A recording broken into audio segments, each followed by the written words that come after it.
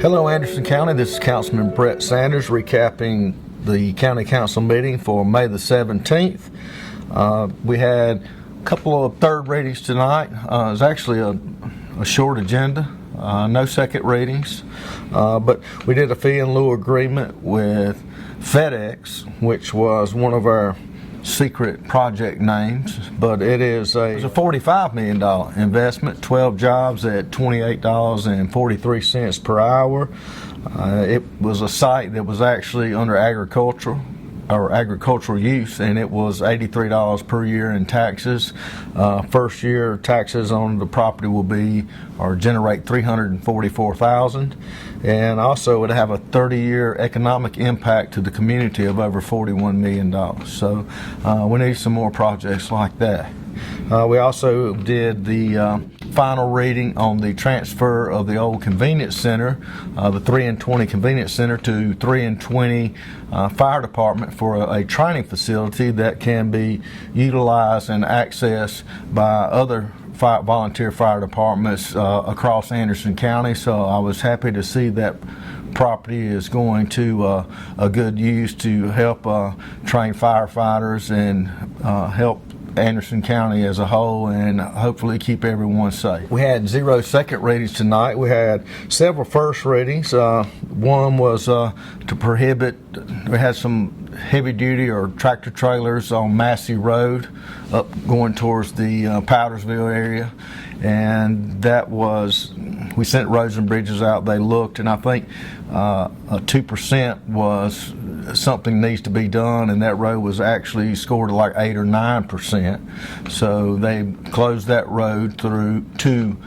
tractor trailers. It's actually just a little cut through. They're taking the shortcut, and Matt Hoagland Roads and Bridges, they'll reach out to Google Earth, and that way, like a lot of these truck drivers, you know, you got shortest route on your GPS, and it will actually take them that direction. So that will help relieve some of the stress on the little narrow road and actually increase safety in that area. And plus the GPS will be updated so that truckers won't be utilizing the little cut through and endangering themselves and others. We also had an expansion on the Joint County Industrial Park, which was actually a Greenville County project. We have a reciprocal relationship with Greenville, and that part, the industrial park allows a business or corporation to take advantage of state, local, and maybe any federal incentives that's out there, and plus the county will get 1% of the tax revenue generated from Greenville, and as we join in Greenville's, they participate 1% with our projects as well. And finally, we had an ordinance that we actually passed, the ordinance for the time frame when a project's turned down at the building codes or planning and development. If the project's turned down and no major changes have been done to that project, they have to have changes done to a lot of prior to that ordinance we passed, I think 2 council meetings ago.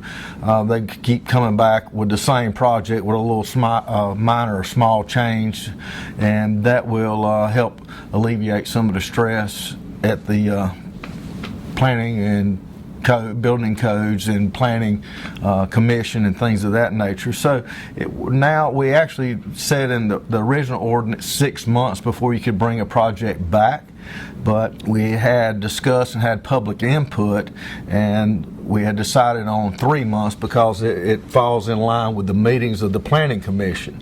So we went back and just made an ordinance to change it from a 6-month to a 3-month deal, and that will help it be more efficient and fall in line with the Planning Commission's meeting schedule. So that was taken care of tonight on first reading.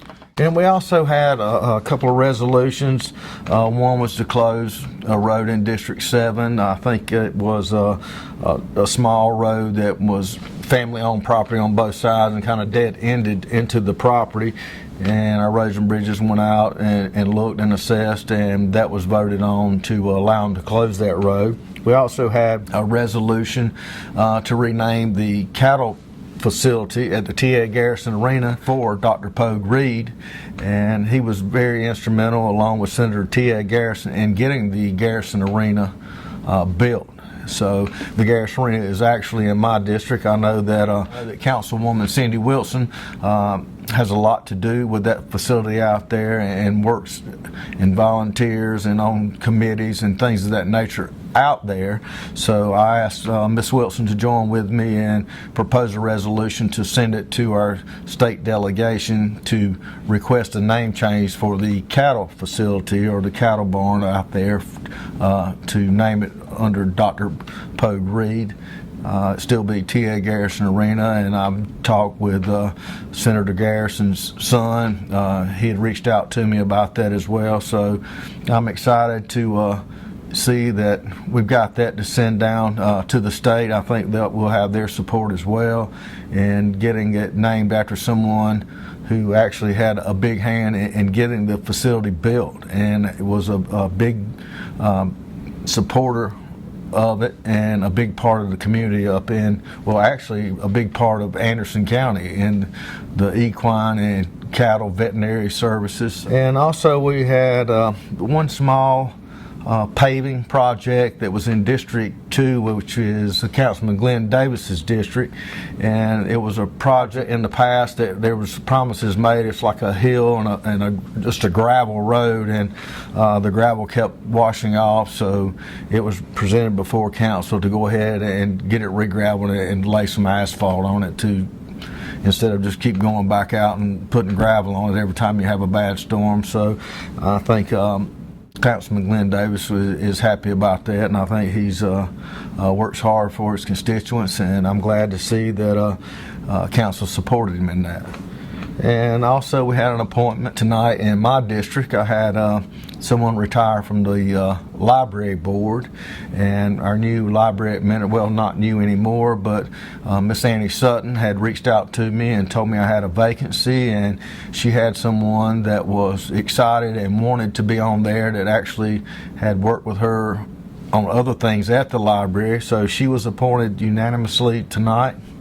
And let's see, the final thing mentioned was National Boat Safety Week, and we had someone here from the Coast Guard, and there's a couple stats that actually 78% of the accidents on water, which we had 650 boating accidents in the United States, 78% of them is boat or air, not the boat or the equipment itself.